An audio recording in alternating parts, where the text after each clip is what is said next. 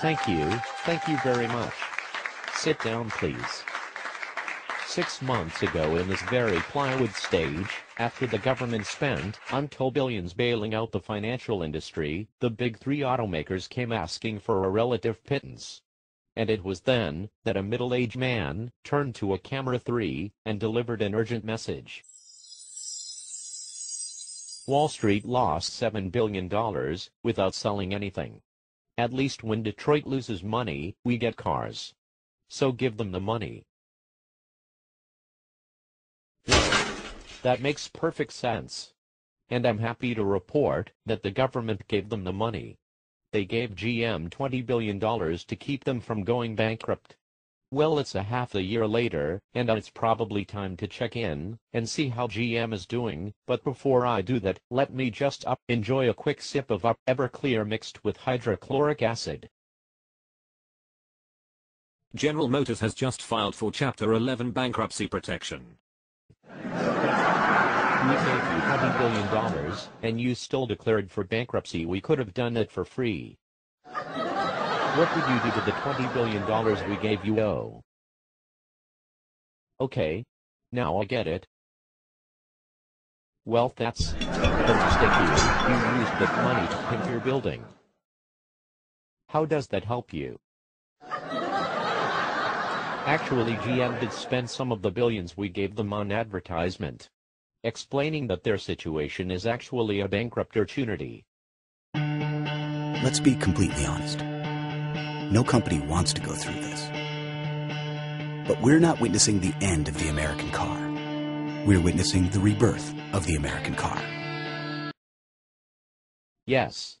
Because nothing says rebirth of the American car than people taking the subway. And a one-legged man WHO would rather run. But GM didn't stop there. In a corporate video on the GM website, they sought to put a human face on the bankruptcy. Unfortunately, all they could get was this guy. We hope that to the GM customers for any of our brands that they are unaffected, that it's business as usual. The difficult thing about it is that some of our decades-old brands that were very popular and some of dealer partners that were with us for a long time, won't be able to move into the future with us. So come on down to Sad Larry's, where our prices are so low. They're actually quite upsetting. Now failure at this scale doesn't happen overnight. What went wrong? From the 1970s, the Chevy Vega was pretty lightweight and apparently burned through motor oil very quickly. The EV1 back in 1996. The battery pack alone cost $35,000. When gas prices soared, Hummer sales tanked. Some Hummers get only 10 miles per gallon. And also, who can forget the Pontiac Exuma? That was a mistake. I just thought that was wrong-headed. The Buick pedophile. I mean, that made no sense. You had to notify your neighbors. And of course there was the Oldsmobile piece of. It was not a smooth ride, but it smelled like. Which brings us to today. General Motors has a share price of under $1, assets worth $82 billion and a total debt of about $172 billion. Total net worth of negative $90 billion. So what does that mean for us?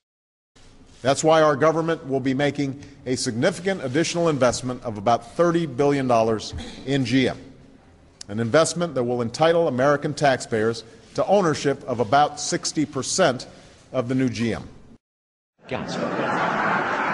We own GM, and it's only $30 billion for 60% of negative $90 billion. Why didn't you say that before? I'm so glad we bought this company. Well, I'm so excited. Could I have a word with you? Woohoo. Hey, my government. What's up? It's me, John Stewart, GM owner 114,628,342. That's actually Brian Newman's social security number. Hey, thanks for buying us part of that company, but I have a question. Can we stop buying companies? I mean, I appreciate you taking us shopping, but why do we have to keep buying from the remainder bin? The shopping cart at the front of the store with the dented cans and the one-armed Barbie dolls. I'm grateful. I love owning a car company. but perhaps I can share my confusion from a reenactment of my childhood. It's Hanukkah morning 1975. All is quiet at the yeshiva where I live, except for a young excitable Catherine trainer, which for the sake of this vid was the guy who in Hanukkah gave the presents at night. But anyway, let's continue. I run down the stairs, and under the Hanukkah tree there is a box. Omorake Shmuley, Mexico, you shouldn't have.